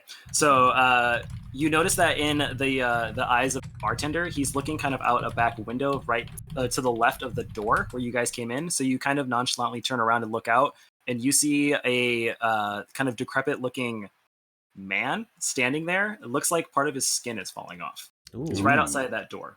You also notice that some of the patrons haven't noticed. It's pretty dark outside too, but you definitely see that man looking into the tavern.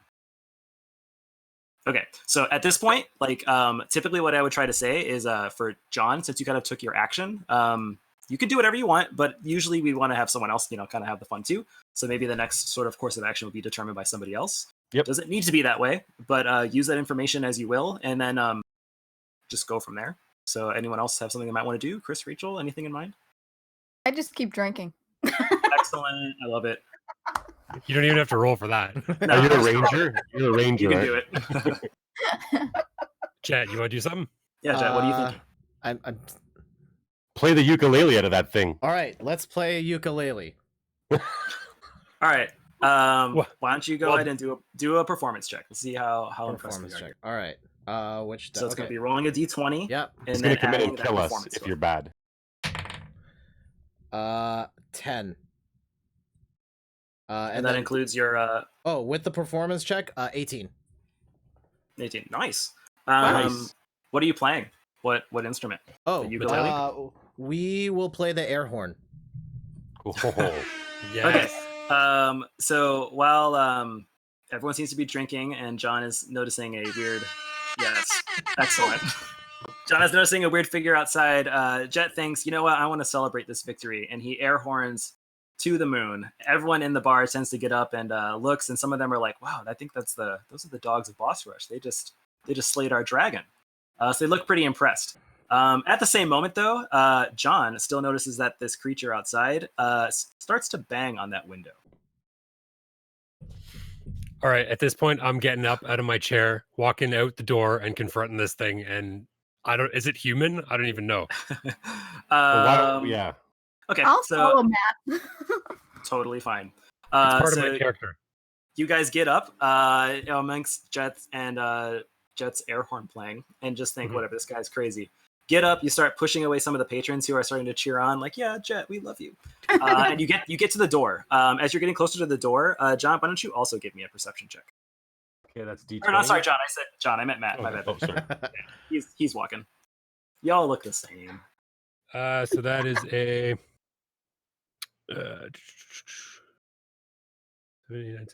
that is a 12. 12. Excellent. So as you get closer, you notice that the person kind of has the sunken in eyes, but they do have a shine to them. So something about the eyes look a little interesting. He also looks vaguely familiar, but you can't quite place it. Kris and Rachel, were you both walking to the door too? I was walking to the door. I'm drinking. Excellent. Everybody's dancing, I'm just sitting in my chair drinking. Excellent. So as you're walking to the door, you also recognize that this person happens to be one of the villagers that was eaten by that dragon, supposedly. So you recognize him from your last adventure as, let's call him Terry. And so you're like, oh my god, that's Terry. I can tell by his ring on his finger, because you can see because he's banging on the window. But you don't know why Terry is there, because Terry was definitely consumed by the dragon amongst your last fight. Interesting. Got it. So like, we'll wrap up a little bit. So that's kind of how it will go. So think of it that way. Like whatever you want to go, like I will respond to however we need to go. But me as the DM, I already have the story kind of in mind. It's your job to mess that up. It's your job. Yeah, Terry Bogard. It's your job to have fun with that and take it as you will. So while I'll have an outline for stuff, whatever you want to do. So like playing air horn, like I will work that into that story. Like having like innate knowledge about stuff about like someone you may have fought before. If you guys know that, like you'll know it when you see them. If you don't, like I can bring it up for you, and things will go like that. So that's kind of how the game will play out. It's going to be more so. It's going to be always based on your own actions, your combat rolls, your rolls for checks, things like that. But really, we just want to have a good time with it. Last thing too, if we could really quickly, it's going to be tough because we don't have everything finished just yet. But if we were going to be doing a combat round, which is kind of one half of D&D in a sense, it would work similarly to doing the rolls that you all did just now. So you will likely be rolling D20s and comparing your roll and adding any proficiency bonuses and modifiers to whatever your fighting's armor class, that's their AC, to see if you hit them. Or if you don't want to like fight them, let's say you're fighting a skeleton and instead of hitting it with a sword, you want to try to like pick it up and throw it. You're not going to be rolling against his armor class because you're not fighting it, but you might be doing something like an athletics check to see like, can I lift him up? And then you will be doing that check against the difficulty class, the DC, that I as the DM make up for how challenging that may be for you. And then from there, like let's say Kris, you do that, and then you pick up the dragon, and you're like, I want to throw him into like the stairwell. Sure, got it. You rolled for it. Yep, that's what you do. And then like the next action will be someone else to go from there. Last thing too about combat, think of your combat turn. Every turn is about 6 seconds in like the real world of stuff. So whatever you can do in about 6 seconds, that's what you can do on your turn in combat. In your combat, you will have, I think it's 2 things that you can do. So essentially you can perform one action. An action would be like fighting, picking up the skeleton, yelling across the room for John to pick up that sword and throw it to him, like something like that. And then you also have one movement action. So your movement means you can move up to your speed wherever you want to go. Again, since we don't have a physical board, you're going to have to kind of play it in your mind. Just think of where you are. So when you're giving your turn, you might say something, let's say it's Rachel's turn, like, hey, I'm going to move over to that skeleton that Kris just threw, and I'm going to smash his head in with my hammer. Okay, great. So like essentially what you're telling me is you're going to use your movement speed to get over there, and you're going to take your action to attack. So I would say, okay, no problem. The skeleton's on the ground, so you're going to have advantage. So roll 2 d20s, add your appropriate modifiers, and then we will see if you hit. We'll go from there. Damage, if you hit someone, is also based on your character skill with that weapon and the specific weapon. Typically what it'll be, I think if it's like something like a short sword, you will roll a d6. That's the dice for that sword. You'll roll that. Yeah, that's a d6. You'll roll that, and you'll add your proficiency bonus if you are proficient. So let's say you are, and you roll a 4, you'd add +2, so you do 6 damage to that creature. And that's really the basics of combat. Combat can be a little draining at times. just remember you don't always have to hit stuff. So D&D is whatever you want. Combat is just one part of it. If you don't ever want to fight, we had an entire campaign where someone did not fight stuff. He just swore he would never swing a sword. So, and you can totally do that. You can totally do that. Like Jed, if you're a bard that just doesn't want to fight anything, do it. Like that's totally fine. You just want to make up songs of our adventure? Yes. Yeah. You can be like that guy, the guy from The Witcher. Just sing really catchy Oh yeah. Ed Dandelion. Sheeran from Game of Thrones. Exactly. Cool. Yeah, makes sense. That's the biggest, cool. most basic crash course. I like it. I want to play. I really want to know what like- happens to this guy banging on the window. Maybe he'll be in the campaign. You don't know. Ooh. I feel like the best way to learn is really to just play. Like you're gonna play, you're gonna make a lot of mistakes. You're gonna be like, that wasn't what I wanted to do, but that's what happened, or this could be better. Just keep playing. Like that's how D&D goes. All right. Excellent. Yeah. Cool. But everything That's you're actually saying, all I had on my outline. We just took a lot longer than I thought. but everything that was on your outline and what you've gone through with us now, that's all in the player's handbook that we can. Yes, absolutely. So Yeah. reference the handbook. Remember, it goes kind of sequentially, and then that link that I sent you, go to that link too, because if you're not sure what to do, it pretty much outlines in the order that we did it how you do stuff. Excellent. But really, just you kind of got to read. So just start reading stuff and then going down there and adding things. You're going to erase things, add more, and then always ask questions. So you can message me in Messenger, or we can do whatever it looks like that you need help with. All right. Excellent. Yeah. All right. So, any final questions for Jason from the group or Yes, in the please. chat? Any questions? I love answering So questions. go ahead. Have you decided what level we're going to be yet? If I decide Oh. to go through my cleric spells before our next time we meet, should I? Yes. Okay. Why don't we just start at level 2? Let's just do level 2. Let's do. Okay. I think that'd be fine. I was between 2 and 3, but I feel like you guys got pretty high stats. Let's just do 2. So that'll be good. Okay. And we should do the hit points accordingly as well. All that fun Yep. stuff. Do it everything accordingly as you Perfect. can, and then if you have questions later, you can always just ask. But try to get it set up as best you can. All right. Cool. I Wait, don't. John had a question too. Yeah. So I know we start out, or well, not everybody, but you can start out with certain weapons or shields or whatever you have. Can you like you were saying before, like in like a cave with a stalactite or mite or whatever one is the one that hangs. Yeah. Can you sort of use your environment as weapons? Like anything you want. Like if you're at a bar, could you make like a Molotov cocktail out of behind the bar and throw it at something? You know what I mean? Like I don't know. Yeah, definitely. I mean, like if those things are there, like you can definitely do it. And if you think like this is something that I wanted to do, like you should be asking like, hey, I want to do this. Can I do that? That's totally fine. Yeah, like obviously you'd have to have like the rags, the alcohol, the fire Exactly. source, all that stuff. It's all but, got to yeah. be there, and then also the bartender might be like, so that might be like a little weird. But yeah, that will all be things that you.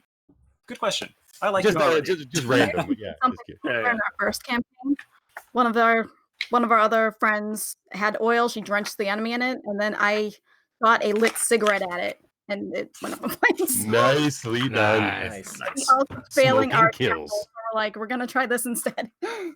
Nice. So, out of sheer curiosity, I know that we're doing a bard and a cleric. What else are people?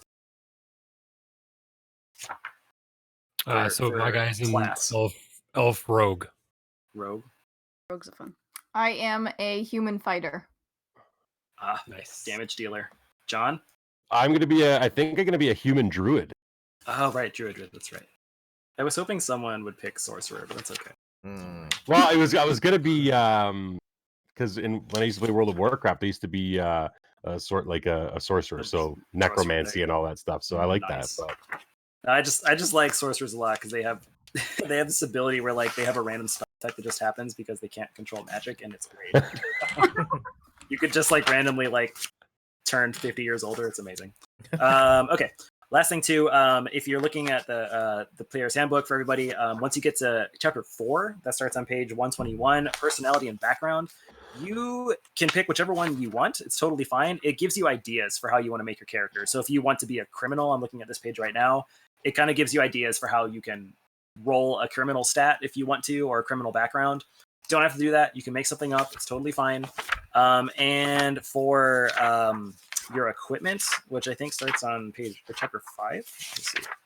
So, Yeah, chapter 5. So that's going to be on page 143. Your starting wealth by class is listed. So for a bard, for example, it says you have 5d4 times 10 GP. GP is gold pieces. So it's copper, silver, electrum, gold, and platinum. For easiness sake, we're just going to be dealing with gold. And to make it also easy, just take the max. So like 5d4, what is that? 20. So have that much times 10 gold. And like you're going to use that gold in the next couple of pages to buy your stuff that you want. So when you're looking at the like weapons sheet is on page 149, it shows the cost. Like if you want to have a mace that costs 5 gold pieces, just subtract that from your total gold that you start with. That's fine. I'm not going to be super picky about that. And you can buy whatever else you want. If you're like, I also want to have this jug, sure, just buy it. That's fine. You can have a jug.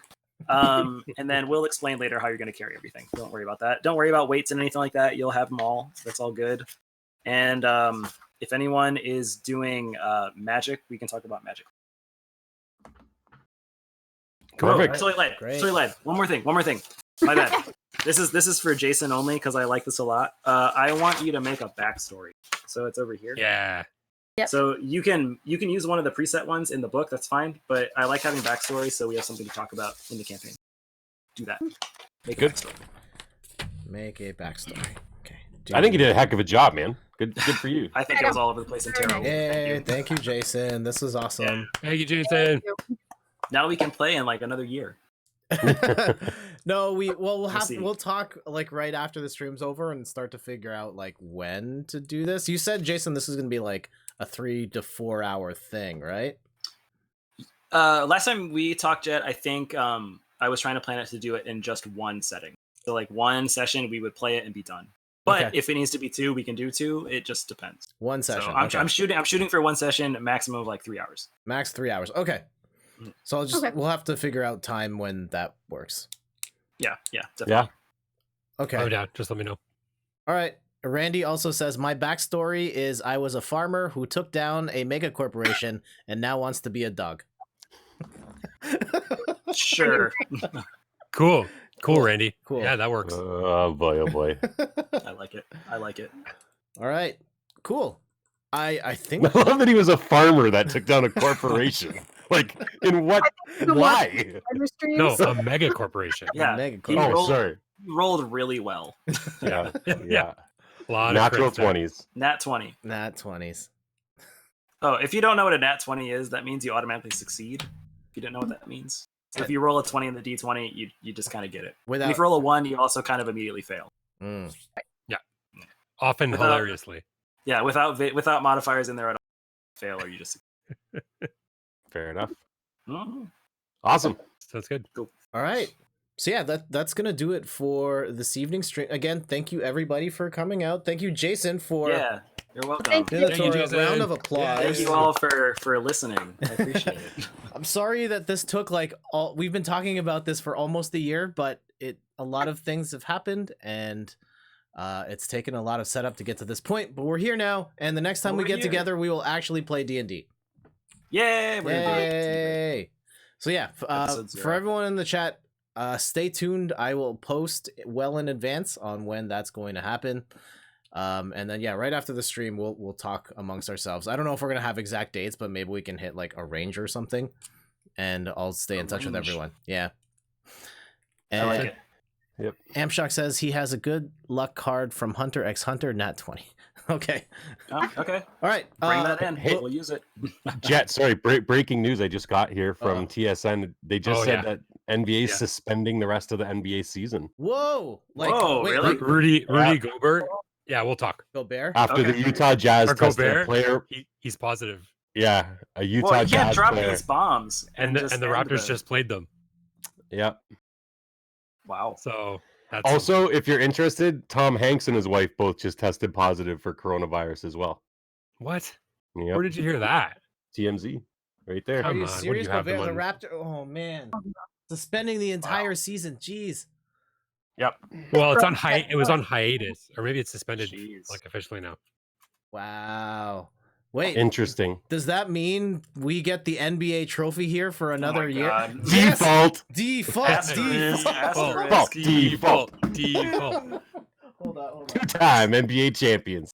My God. The Mhm. There it longest is. reigning There it is. Sports. NBA That's all you guys. champs. Sports. Toronto Raptors. Is that the old logo? Oh yeah, this is an all-time classic, man. I like that one a lot. Yeah. All right. That's my favorite logo. Yeah. Before we go, we'll do like a round of plugs. Kris and Rachel, anything you would like to shout out while you're here? Go for it. Okay. Yeah.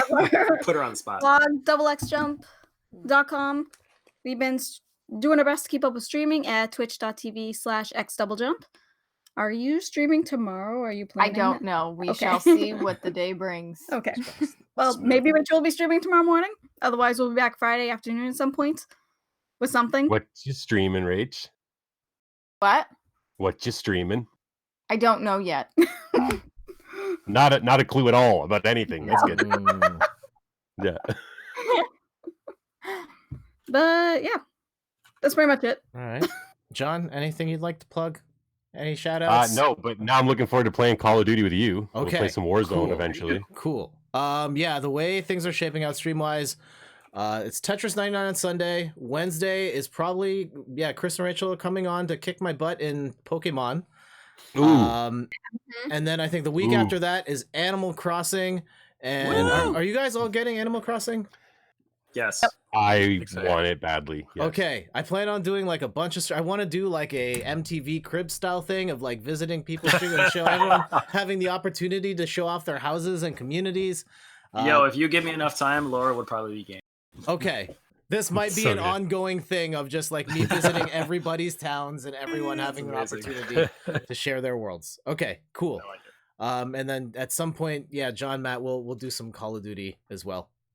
Let's do it. Sounds good, man. Cool. Nice. Matt, anything you want to plug?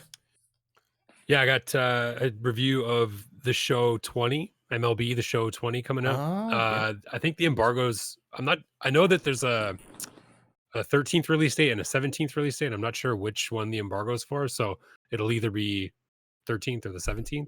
But yeah. Within the week. Yeah, it's somewhere. Embargoes. Spoilers, it's baseball. It is baseball. Ah. Man. And spoilers, Again. it's going to look really good and Okay. play probably the same as it did last year. Will the Blue bet. Jays still be trash? Once I start making GM trades, no. Okay. Jet, you gotta roll for that and see. Yeah. Okay. Yeah. Hold up. Roll hold a up. wishful thinking check. Hold up. Wishful thinking Okay, check. go for it. 1. 12. Hey, Oh, it's better than 10. He's got a negative 10 modifier, so which means they'll get to the playoffs, but through the wild card spot. Mm. there you go. Yeah. Jason, No, there's no. Oh yeah, no. This is. I think they're changing all that anyway. But yeah. Uh-oh. Jason, anything you'd like to plug? Actually, I'm going to be doing some tweaks to the campaign I have written, so that'll be taking up some time. Outside of that, it's been a little tough getting writing because work has been a little challenging. But if you happen to follow Downstab, I've been doing a little series of arcade like promos and stuff, and I did a whole series on all the Mortal Kombats. So all Mortal Kombats are up there. And then I just finished with a game called Mace: The Dark Age. If you guys remember that game. Man, that like Nintendo 64, PS1 era. Yes. Which version? Wow. Yeah. Wow. We actually found an arcade cabinet when we were back in Illinois. So I talked about that and just Mace in general, and it's always fun to reminisce. Man, so. that's a deep cut. Like I think of that with Wow. at the same level as like War Gods. Yeah, War Gods, dude. Oh. There you go. Remember how crappy that game was? Yeah. Wow. Ugh. Anyways, if you want to hear about those, head on over to Downstab. Yeah. I guess quick plugs for me. Yeah, check out the website inthirdperson.com. Still streaming twice a week. YouTube video stuff for everyone that's been watching those. Thank you for supporting those. Next week is going to be the season finale of sorts. It's going to be a video. Oh well, the new video's out now. It's about it's about Fuser and Drop Mix. And next Sure, week yeah. is Drop going Mix, to be a video about charity streaming tips. Actually, one more thing. Charity streaming tips, and all of your names are on it. Some of you are in the video, and Woo. I can show this. Like I know you guys put the picture up on the Discord. There's our medal, guys. Oh yeah. The actual Love it. gold, and yeah, Love it's it. all our initials on the back. So I'm actually Also, all the Crazy chains. coincidence. Yeah. My initials for my entire name. It's a long one. Damn, JJK, JJ. And I am John Jacob Jingleheimer Schmidt. Yes. So yeah, There you go. shout outs to And all, his name is my name. Never mind. all Wow. you Love guys, it. and yeah, we'll continue stacking gold medals only from now Stack them golds. on. Gold medals. All right, so Very nice. on behalf of everyone, thank you all for watching. We'll be back soon-ish with an actual D&D campaign, and yeah, good night. Be safe. Wash your hands. Bye, everybody.